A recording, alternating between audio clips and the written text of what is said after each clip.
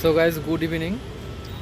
Actually এইখানে এটা একটা পার্ক অ্যাকচুয়ালি বসে আছি আমি, এই দেখা যাচ্ছে। তো একটা জিনিস এক্সপিরিয়েন্স করলাম।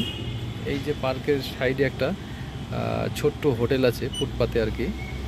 মানে সকাল থেকে সন্ধ্যা অবধি খাবার পাওয়া যায়। সকালে যেমন পরোটা তরকারি, দুপুরে হচ্ছে তোমার ভাত, বিকেলের দিকে হচ্ছে তোমার চাউমিন, আরও যেগুলো হয় ঠিক আছে সেগুলো করে। আর রাতের দিকেও ভাত পাওয়া যায়। মানে সত্যি কথা বলতে সারাদিনই এরা মানে মেহনত করে আর কি হোটেলে। তাও আবার দুই ভাইকে দেখলাম, তারপরে বড় ভাইয়ের তার ওয়াইফকেও দেখলাম, তার বাবা মা, মানে সবাই মিলে আর কি খাটে। ঠিক আছে, তো হোটেলটা তোমাদেরকে দেখাচ্ছি।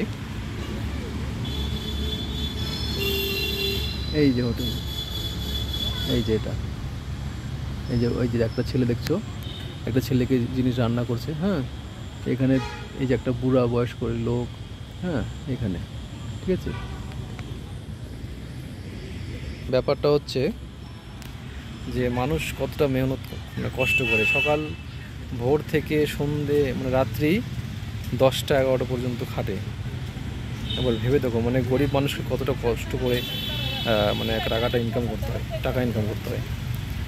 এবার যে জিনিসটা বলতে চাইছিলাম যে এখানে যেহেতু দুই ভাই, তার মা বাবা, আর তারপরে বড় ভাইয়ের তার ওয়াইফ সবাই থাকে। তো বড় ভাইয়ের যে ওয়াইফ আছে তার কিন্তু একটা ছোট্ট মেয়ে আছে, কিউট। এবার আমি দুপুরবেলা যখন খেতে আসছিলাম এখানে, তো দেখলাম মেয়েটা একা একাই খেলছে।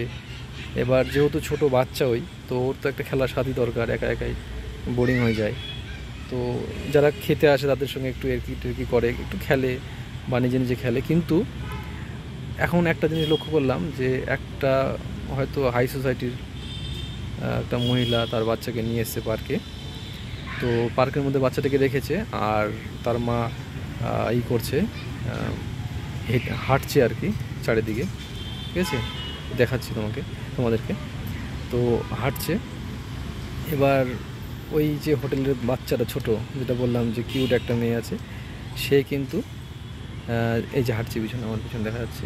ঠিক আছে, এই যে ঠিক আছে, এই যে এর ছোট্টটা মেয়ে এবার তার সঙ্গে কিন্তু খেলা করছে। মানে ও একটা স্বাদই পেয়েছে, কত খুশি, মানে বিশাল খেলছে, হাসছে, ঘুরছে। তো আমি অনেকক্ষণ ধরেই নোটিস করলাম ব্যাপারটাকে।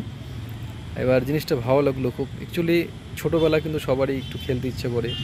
হ্যাঁ, তার মধ্যে আবার বিশেষ করে যারা মধ্যবিত্ত বা গরিব, তাদের তো পড়াশোনার চাপটা তুলনামূলক, যারা বড়, যারা কী বলে ধনী লোক, তাদের থেকে একটু পড়াশোনার চাপটা কম থাকে, সেক্ষেত্রে ওরা খেলাধুলার টাইমটা একটু বেশি পায়।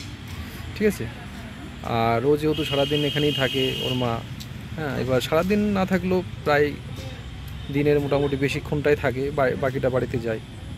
তো বাচ্চাগুলো খেলতে খেলতে ওই পিছন দিকে গেল। আমার এই আশেপাশে আসলে আমি অবশ্যই তোমাদেরকে এখনই দেখাবো।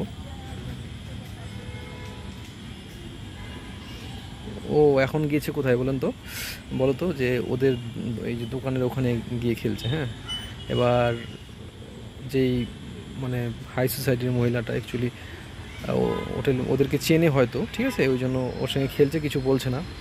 এবার ভিতরে আসলে আমি তোমাদেরকে অবশ্যই এখন দেখাবো। ঠিক আছে,